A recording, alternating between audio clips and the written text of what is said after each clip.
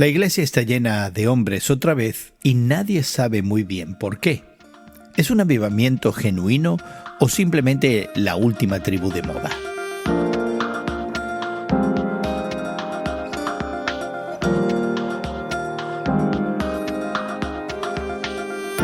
Gracias por acompañarnos entre amigos esta conversación semanal sobre la fe cristiana y el mundo contemporáneo que tenemos hoy el pastor y dirigente comunitario Luis Francisco Amador, o el pastor Paco, de New Life La Villita en la ciudad de Chicago, y tu amigo Gerson García. Hoy conversamos sobre un fenómeno real. Cada vez más hombres están buscando propósito, identidad y comunidad, y algunos lo están encontrando en la iglesia.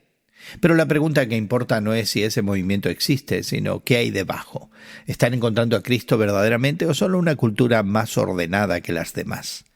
Para los que crecimos entre dos mundos, el de la diáspora hispana y el mundo industrializado de Estados Unidos, entre lo que nos enseñaron y lo que elegimos creer, esta conversación pudiera ser muy personal, porque hay una diferencia sobre cómo heredar una fe y otra, decidirte por ella, especialmente si decides tomártela en serio. Pero antes de entrar en el tema, queremos invitarte a que te suscribas a Entre Amigos con Gerson García en tu plataforma de podcast favorita, Apple, Spotify o YouTube. El podcast es totalmente gratuito y también lo encontrarás en ministerioreforma.com y radiomoody.org. Si esta charla te parece valiosa, compártela en tus redes sociales y ayúdanos a que más amigos formen parte de esta conversación. Pues gracias, Paco, por acompañarnos en estos momentos. Es un placer volver a verte. Me da mucho gusto estar aquí. Mira, este tema de que los hombres han estado ausentes de la iglesia por mucho tiempo. Tú vienes de México, yo recuerdo haber visitado México con frecuencia, e ir a lugares rurales, ¿verdad? Muy tradicionales, de tradición católica muy fuerte. Eso está en la historia de México bien documentado. Y ver que las señoras iban, se ponían, pasaban al frente, recibían la Eucaristía en la Iglesia Católica, escuchaban la misa, participaban todos los domingos y fiestas de guardar. Y sin embargo los varones se nos quedaban afuera, en el patio, en la plazoleta, ¿verdad? Porque caminaban a la iglesia. Sí, y ahí las esperaban y a veces, fíjate, interesantemente, se acercaban lo suficiente a la puerta como para estar escuchando lo que se decía ahí dentro, ¿verdad? Pero tenían una distancia que ellos querían mantener, ¿verdad? Esta cosa de la religión, esta cosa de la fe, esta cosa de ir a la iglesia, esta cosa de participar en este acto espiritual de la tradición cristiana, es cosa de mujeres. Yo no sé si pasa un poquito de lo mismo en el mundo evangélico o ha pasado, de que los hombres hemos estado ausentes de las iglesias por muchísimo tiempo. Bueno, y es interesante que pues también está el fenómeno de la inmigración, ¿no? De muchos diferentes lugares donde los esposos o los hombres desde jóvenes se fueron a Estados Unidos y pues bueno, la familia se queda para orar por ellos o para apoyarlos y bueno, en la iglesia católica para encender veladoras o todo, mientras los hombres se van a la guerra o se van a trabajar o se van a la inmigración o se van a otro país para enviar fondos y pues eso ha causado también un sentir de, bueno, ¿dónde están los hombres? Yo tengo un amigo que fue por varios años a México y cada pueblo donde él iba preguntaba dónde están los hombres. Le decían, bueno, pues tú de dónde vienes. Dice, pues yo vengo de Chicago. Dice, pues te hubieras quedado allá. Allá están.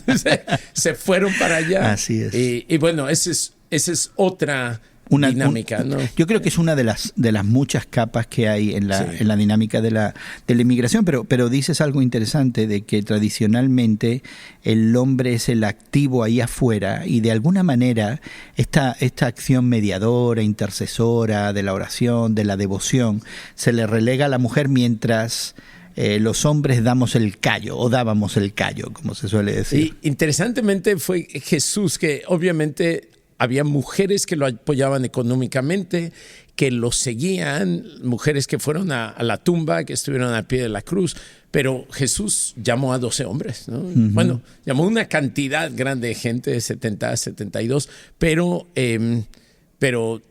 cada uno de sus 12 discípulos, claramente hombres. Es interesante que ha habido, a lo largo de la historia ha habido un tipo de cambio, pero era el movimiento de Cristo es un movimiento revolucionario, no nada más revolucionario, no revolucionario político, sino revolucionario en cuanto a la vida normal.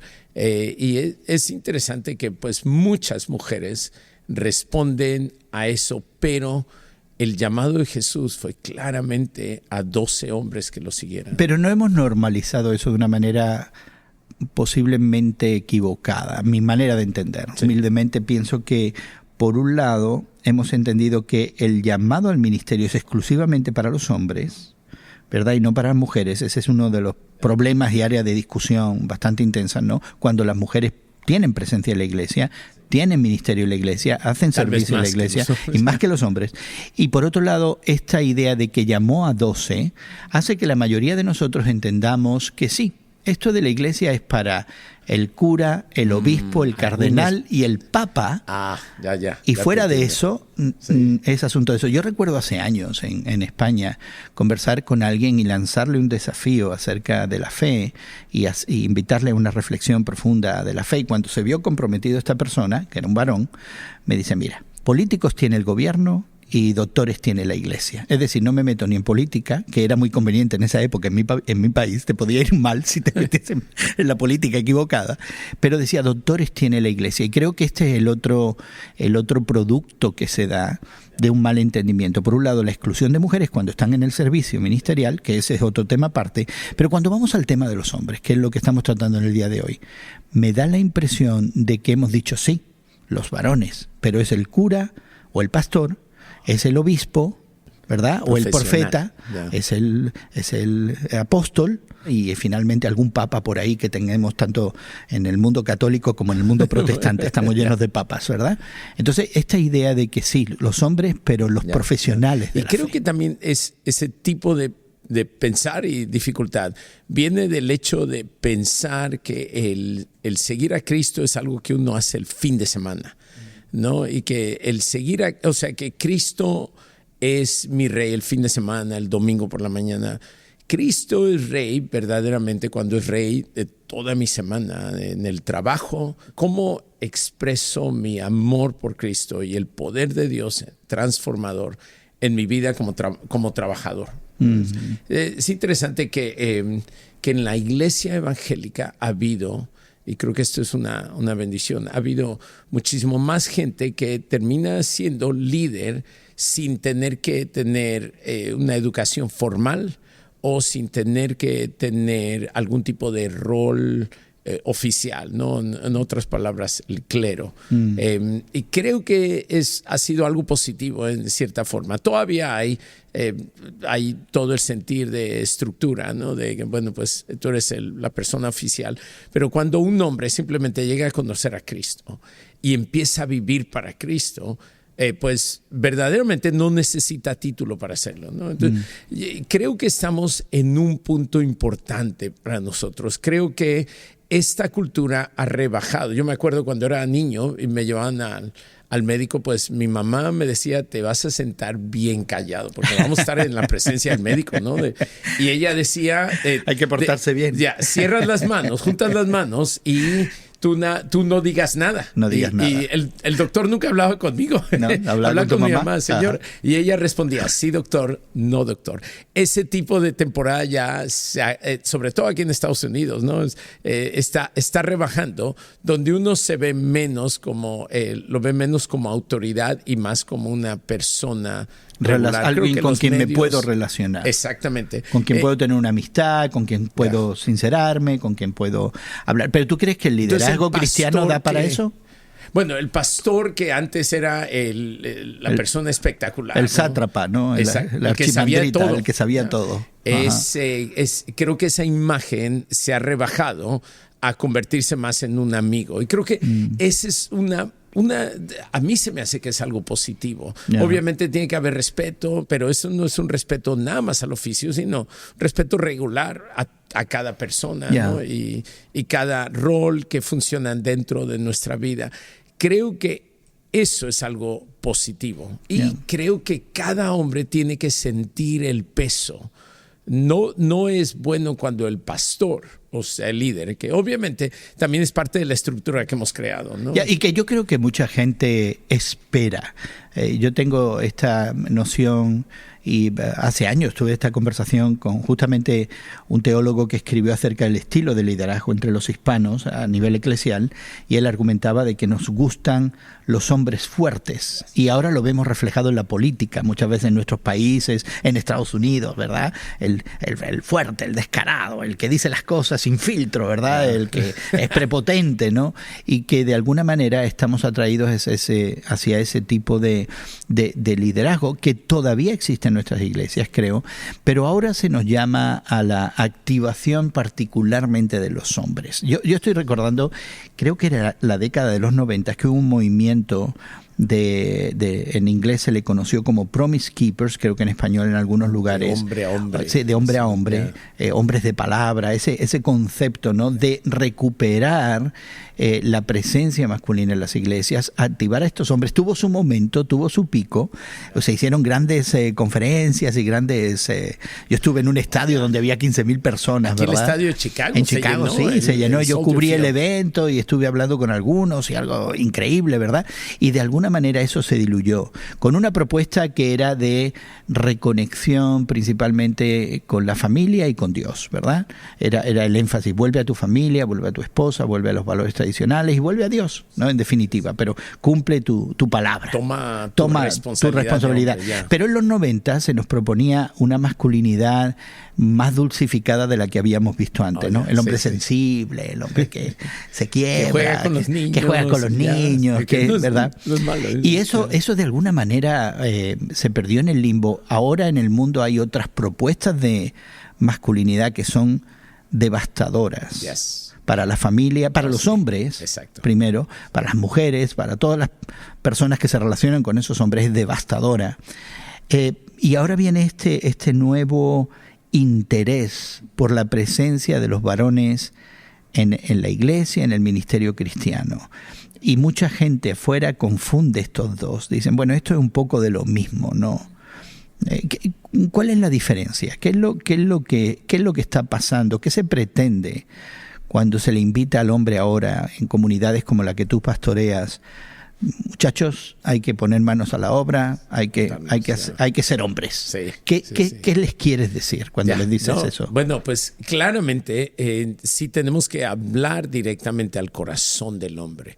Yo creo que es interesante que la iglesia no puede sentirse femenina, sino que Dios hizo al hombre y a la mujer. Entonces, creo que Cristo nos da una identidad clara para saber cómo ser hombre.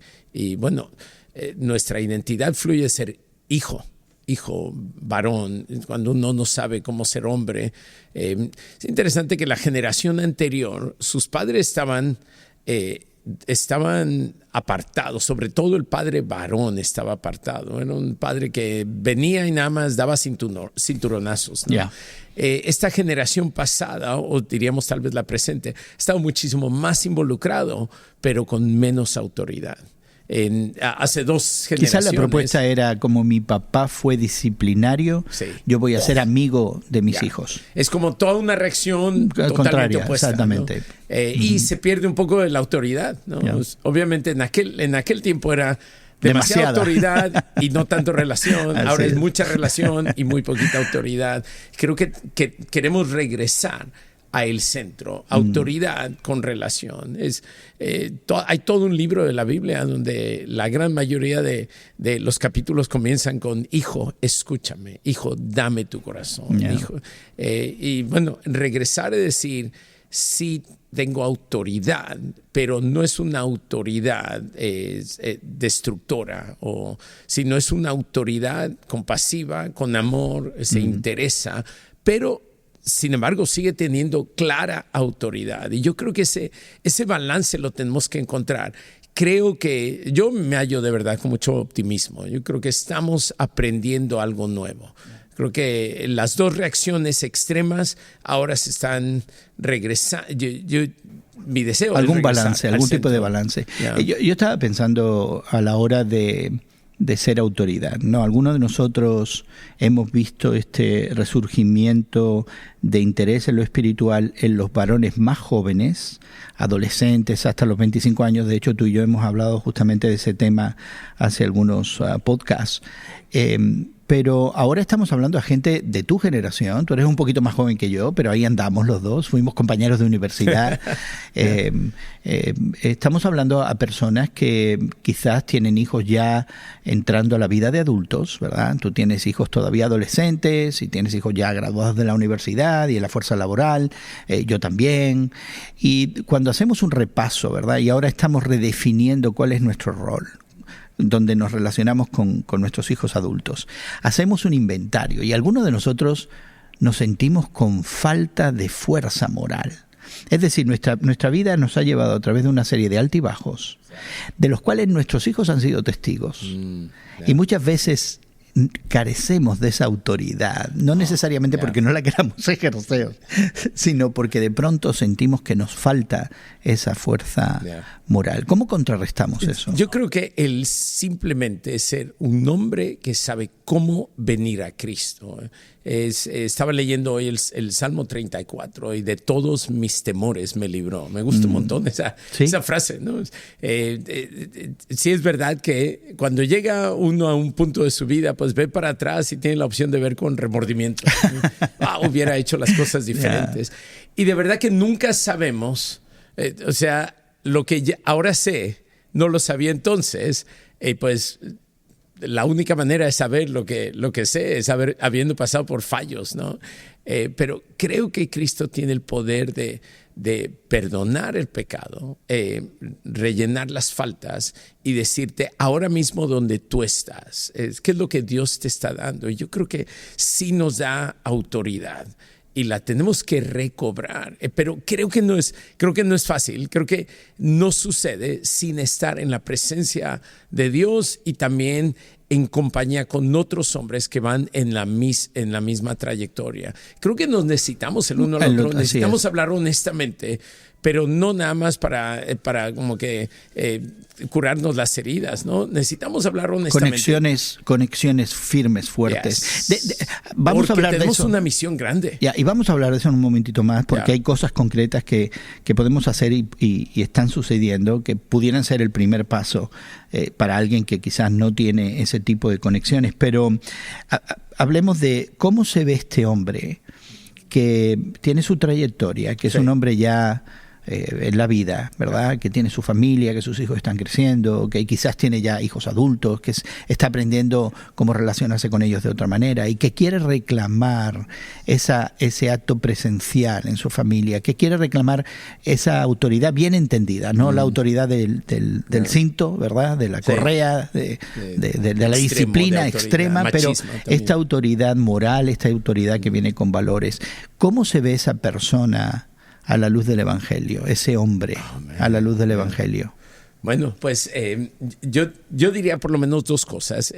Creo que este momento en nuestras vidas es el momento de mi propia vida, ¿no? Yo creo que si luchamos con la tentación de decir, olvídate, y creo que muchos hombres, aquí por lo menos en la ciudad de Chicago, te encuentras a hombres que pueden estar con su familia, pero mejor se van al callejón atrás, el garage, y se sientan con otros hombres, simplemente a decir, bueno, pues la vida está muy difícil, ¿no? Y tomar. Creo que esa es una escapatoria. Puedes tomar esa escapatoria y decir, bueno, pues ya la regué, o nunca tuve esto, o la gente, o mi familia no me reconoció, o algo así.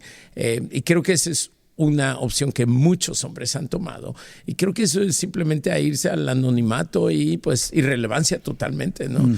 Creo que es el abdicar al rol que Dios nos ha dado. Pero es interesante que la gran mayoría de nuestros hijos llegan a un momento donde dicen, ok, mi papá era mi héroe cuando yo era chiquito. Después cuando yo era joven, no me entiende.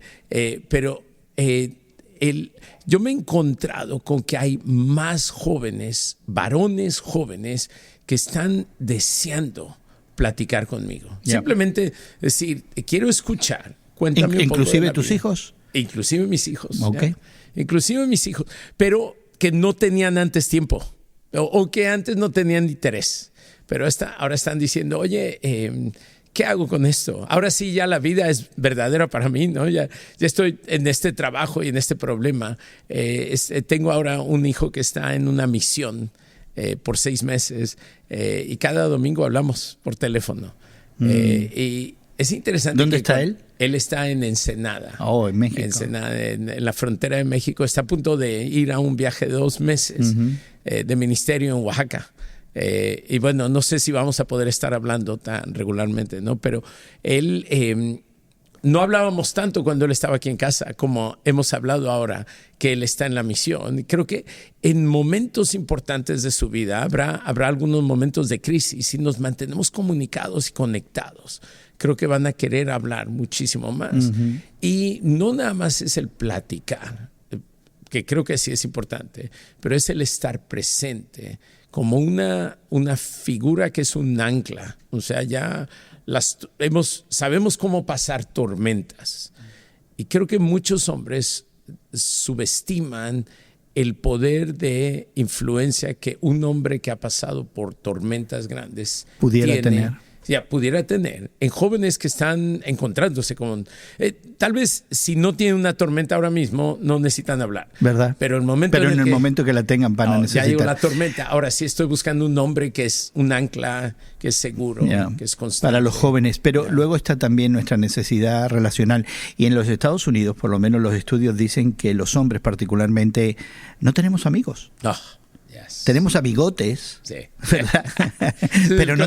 pero no tenemos amigos, no tenemos personas y otros hombres con los que tenemos relaciones auténticas y cercanas, ¿verdad? Más allá de la familia. Y es un problema a nivel social en los Estados Unidos, en unas culturas más que otras. Pero ahora se propone también esta idea que tú lanzaste de encontrar este espacio para encontrar otros hombres que tengan estas mismas dificultades, que tengan estas mismas aspiraciones y anhelos y que quieran hacer lo mismo. Creo que ya este es el 4º año que tú has estado bien involucrado en una conferencia que se celebra en Chicago, que se llama Levántate, organizada por el Instituto Bíblico Moody, donde se juntan más de 1,000 hombres todos los años. Y uno de los aspectos principales es la enseñanza, ¿verdad?, que los activa al ministerio. Hay también excelente música cada año, pero uno de los elementos centrales es ven y conoce a otros hermanos, gente como tú, con los que te puedas conectar. ¿Por qué es tan importante eso? Y háblanos de este evento, por favor. Es interesante que, pues, primero, había un vacío totalmente. O sea, sí, algunas iglesias, o yo creo que muchas iglesias hacen algún tipo de retiro de hombres o desayuno de hombres o algo así. Pero nos dimos cuenta aquí en el Instituto Bíblico Moody, en la ciudad de Chicago, muchos líderes de la ciudad de Chicago, que había un vacío totalmente. Y la primera conferencia fueron 700 hombres. La segunda conferencia fueron 1,300 hombres. Es interesante que pues había... ¿De dónde salieron todos estos hombres? Obviamente hay muchísimos más hombres, ¿no? En toda la ciudad de Chicago, muchísimos más hombres cristianos que hablan español en todo el área de Chicago que podrían llegar, pero yo me imagino que este es un porcentaje sustancial, ¿no? Para pensar en ello. No es común. No es común que se junten. Hay muchísimas más conferencias de mujeres que se llenan. Se llenan, pero había un vacío totalmente en cuanto a hombres. Yo, donde quiera que voy, me encuentro hombres que no nada más me dicen, te vi en la conferencia, sino dicen, oye, mira, tengo mi camiseta de Levántate. Entonces, tengo las coleccionadas de cada año. Yo también. O sea, es interesante. Un domingo yo fui a visitar una iglesia, traía un suéter encima, ¿no? Y el hombre lo vi y le dije, oye, creo que yo tengo la misma camiseta puesta. Nos levantamos los dos la sudadera y tenemos la misma camiseta. Una iglesia totalmente en otro lado. Creo que hay un sentido de camarada, de amigo, sabemos de lo que estamos hablando y queremos ser hombres que viven una vida, ¿sabes qué? Creo que es sobre todo una vida íntegra. íntegra. Creo que esta palabra de integridad, más que cualquier otra cosa, testimonio es importante, adorar a Dios es importante, amar a tu esposa es importante. Integridad es lo que la gran mayoría de los hombres no tienen. Y cómo nos animamos el uno al otro a vivir lo que decimos hacerlo, lo que decimos experimentar. Creo que ese es el peso de nuestro testimonio, no nada más para el mundo, sino para nosotros mismos, ¿no? Decir, bueno, soy lo que digo que soy. Hemos puesto enlaces a esta conferencia en nuestras redes sociales, así que cuando descargues este podcast, asegúrate de buscar ese enlace y obtener más información. Y por supuesto, acompáñanos. Paco, gracias por habernos acompañado. Muchas gracias, Gerson, y que Dios les bendiga a todos. Bueno, y antes de despedirnos, queremos invitarte a que explores más de la participación de los varones en la iglesia, incluso que nos cuentes qué fue lo primero que te acercó o quizás te alejó de la iglesia. Puedes responder a esa pregunta al suscribirte a nuestro podcast Entre Amigos con Gerson García en Apple, Spotify, YouTube o en tu plataforma de podcast favorita. El podcast es gratuito y está disponible en ministerioreforma.com y radiomoody.org. Compartirlo en tus redes es una forma sencilla de ayudarnos a seguir creando espacios de diálogo y reflexión juntos. Queremos agradecer a nuestros equipos técnicos en México, Huáscar de la Cruz, Daniel Ulín y David Marín Reyes, y a Karina Morales en Estados Unidos, que hagan posible que esta conversación llegue hasta ti. También nuestra gratitud asimismo para Luis Francisco Amador, conocido en el barrio como el Pastor Paco, quien dirige New Life La Villita en la ciudad de Chicago. Y tu amigo Gerson García se despide de ti hasta otro momento en el que nos unamos a conversar entre amigos. Entre Amigos con Gerson García es producido por Eventual Media y distribuido por Radio Moody para ministerioreforma.com.